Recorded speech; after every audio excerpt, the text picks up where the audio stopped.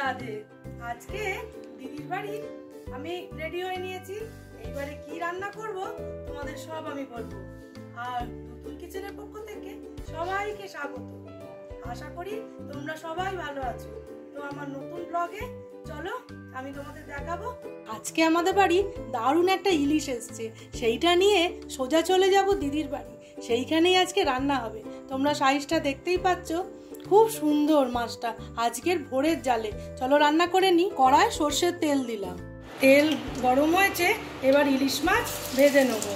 আজকে তেল দিয়ে ভাজা দিয়েও তো খাবো। আর এই যে পদ্মার ইলিশ মাছের ডিমটা ঝাল বানাবো। ইলিশ মাছের ডিমের ঝাল বানাতে কাঁচা লঙ্কা, সাদা সর্ষে, কালো সর্ষে আর একটু জিরে একসাথে আমি নুন দিয়ে বেটে নেব। মাছটা আমি উল্টে দিয়েছি, এবার তুলে নেব। এইবার মাছ ভাজা তুলে নেব। গরম ভাত দিয়ে খাবার জন্য তেলও তুলে নেব। বাটনাটার ওপর দুটো গোটা লঙ্কা দিয়ে দিলাম।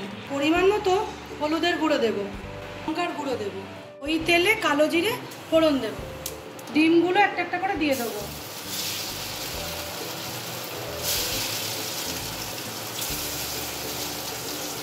এক পিঠ হয়ে গেছে, আর এক পিঠ উল্টে দেব।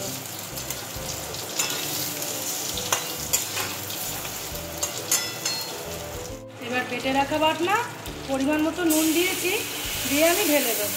ডিমটা সেদ্ধ হতে দেবো। এইবার ওপর থেকে আমি কাঁচা সর্ষের তেল দেবো। নতুন কিচেনের রান্না যদি তোমাদের ভালো লেগে থাকে তাহলে চ্যানেলটাকে লাইক, শেয়ার, সাবস্ক্রাইব করে দিও। আর বেল বাটনটাও প্রেস করে দিও। আমি যা যা নতুন নতুন রান্না আপলোড করব সবার আগে নোটিফিকেশান তোমাদের কাছে পৌঁছে যাবে। আমার নতুন ভিউয়ার্সরা যারা এখনও চ্যানেলটাকে সাবস্ক্রাইব করোনি তারা প্লিজ একটু সাবস্ক্রাইব করে আমার পাশে থেকো। এইবার আমার ছেলেকে ইলিশ মাছের তেল দিলাম, দিয়ে ও ইলিশ মাছ ভাজা দিয়ে খাবে। তারপরে আমি দই পোস্ত ইলিশ দেবো। আর একটা আনছি, সেটা ইলিশ মাছের ডিমের ঝাল। দেখো বন্ধুরা, ইলিশ মাছের তেল আর মাছ ভাজা দিয়ে ছেলের খাওয়া হয়ে গেছে। হচ্ছে আমি মাছের ডিমের ঝাল, দেখো ইলিশ মাছের ডিম দিয়ে আমি যে ঝালটা বানালাম সেটা আমি দেব। ওই ঝালটা খেতে খুব ভালোবাসে। একটু কাই কাই দেখে দেবো, ও ভাত দিয়ে মেখে খাবে। তাহলে বন্ধুরা আজকের মতো টাটা।